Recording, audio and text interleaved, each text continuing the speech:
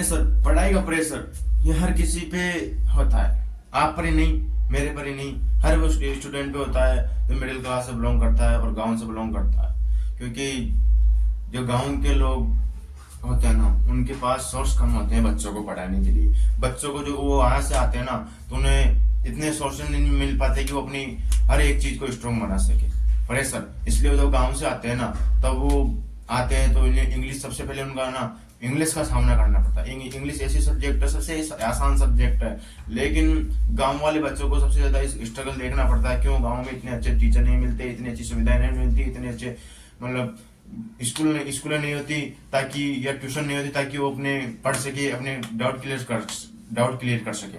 क्योंकि गांव में एक साधारण सा जीवन यापन होता है, एक नॉर्मल साधारण सी एक पढ़ाई होती है। अरे जब गांव से 10वीं 12वीं पास करके आते हैं, तो जब जयपुर शहर में, दिल्ली, अनेक ऐसे कई बड़े बड़े शहरों में जाते हैं पढ़ने के लिए, जहाँ कोचिंग स्थापित है, अच्छी अच्छी कोचिंग है, अच्छे अच्छे टीचर है, तो वहां पे जब वो पढ़ाते हैं टीचर, तो बच्चे पढ़ते हैं, तो उन्हें कई ऐसे सब या ऐसे सब्जेक्ट होते हैं जिनको मुसीबत का सामना करना पड़ता है।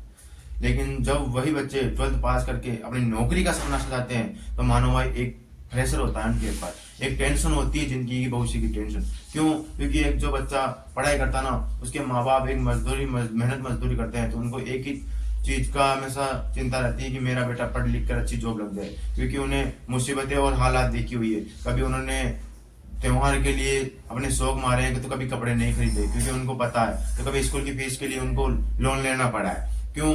उनको ये लगता है सरकारी नौकरी मिल जाएगी तो अपने बेटे का जीवन सफल हो जाएगा, सैलरी फिक्स और कल की कोई चिंता नहीं, परमानेंट नौकरी। इसलिए आज का हर युवा गवर्नमेंट जॉब की तरफ भाग रहा है। क्यों? क्योंकि ये फ्यूचर में कोई चिंता नहीं होती, कल के क्या होगा क्या नहीं होगा, बस अपना बजट अपने बैंक अकाउंट में आना है और गवर्नमेंट को अपनी सुविधाएं देनी है। तो आप फ्रेशर से पढ़ाई मत कीजिए। अपने आप के ऊपर जितने फ्रेशर है, अगर आप फ्रेशर में पढ़ेंगे ना, मानो मेरे भाई आज आप पढ़ेंगे तो कल भूल जाओगे आप। इसलिए टेंशन फ्री होकर पढ़िए। हाँ पता है अनेक अनेक प्रकार की टेंशन होती है, आपके करियर की, माता पिता की, हालातों की, पैसों की, रूम की, अनेक अनेक प्रकार की आपको टेंशन होती है। शाम को पढ़ाई करते हैं, जब शाम को चिंता लगती है कि सब्जी किसकी बनाए, जेब में एक पैसा न होने के कारण अनेक प्रकार की चिंताएं आपके मन में उत्पन्न होती है। तो इन चिंताओं को उत्पन्न ना करें और आराम से बिना प्रेशर से पढ़िए। आपको इंग्लिश सब्जेक्ट समझ में नहीं आती, ट्यूशन करिए, समझिए, उस पर टाइम लगाइए, उसको ज्यादा टाइम दो। और जब आप बैठते हो ना, तो दिमाग को व्यवस्थित एक जगह फोकस करो, टेंशन मत लो अनेक पर ये वो होगा नहीं होगा, यार ये क्या होगा। आप ना 1 साल से तैयारी कर रहे हो, आपका नहीं हो रहा, 2 साल से तैयारी कर रहे हो, नहीं हो रहा, तो आप एक तरह से डिमोटिवेट हो जाते हो। और फिर आपके आसपास ऐसा ही वातावरण हो जाता है कुछ दोस्तों का जो आपको डिमोटिवेट करते हैं। तो आपको डिमोटिवेट नहीं होना है। कभी आपने सोचा है कि आदमी सफल कैसे होता है? जो डिमोटिवेट असफलता से हार जीत के एक दिन वो जिंदगी में जीत जाता है। मैं खुद भी एक स्टूडेंट हूँ। मैं खुद एक 3 साल से तैयारी कर रहा हूँ, मुझे खुद को डिमोटिवेट आता है। इसलिए मैं सोच रहा हूँ मेरी फीलिंग या मेरे जो अरमान है मैं आपको बता दूं। क्योंकि कभी कभी ऐसा लगता है मुझे भी कि यार क्या पता होगा नहीं होगा, पापा दिन ब दिन पापा बूढ़े हो रहे हैं, माँ की उम्र भी बढ़ रही है, अपनी भी उम्र बढ़ रही है, अपना परिवार पीछे है। हर प्रकार का एक मन में डाउट आता है। जब हम रात को पढ़ाई करके आते हैं, सब लोग सो जाते हैं लाइब्रेरी से, जब सुनसान गली में से आते हैं ना, तो एक अपनापन बहुत एक फील होता है, यार कब तक हम ना ऐसे जाते रहेंगे, कब तक हम ऐसे आते रहेंगे। क्यों?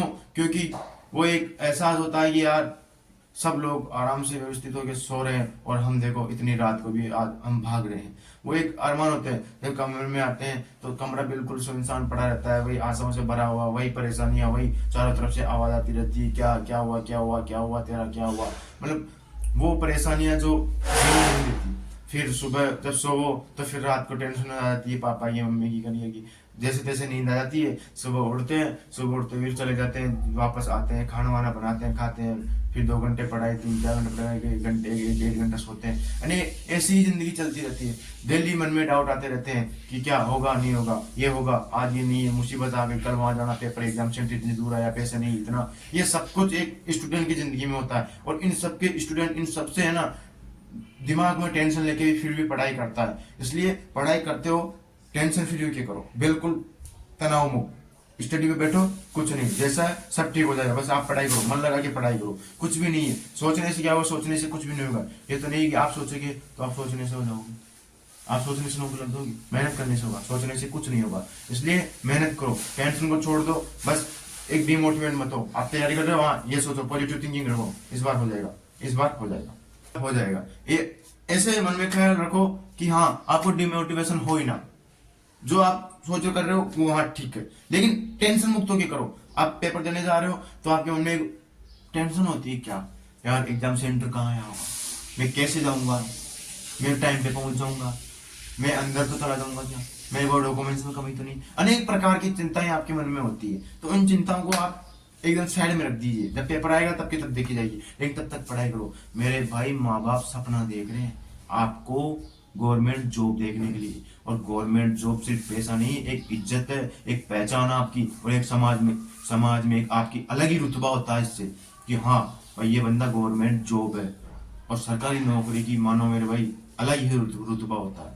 इसलिए टेंशन मुक्त होकर पढ़िए, जो आपके पास रिसोर्सेज है उससे पढ़िए, अलग अलग स्थानों से भागने की बजाय आप एक टीचर से पढ़िए, एक टीचर को पकड़िए, किसी को भी पकड़ लीजिए, बस उसी को अपना टारगेट बना के चलो, आप गारंटेड है आप लग जाओगे।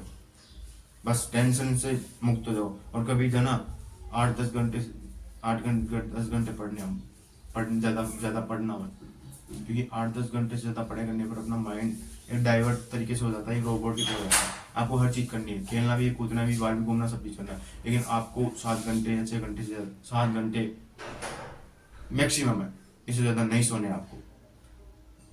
6 घंटे रात को सो जाओ, 1 घंटा दिन में सो जाओ, बस 7 घंटे मैक्सिमम है।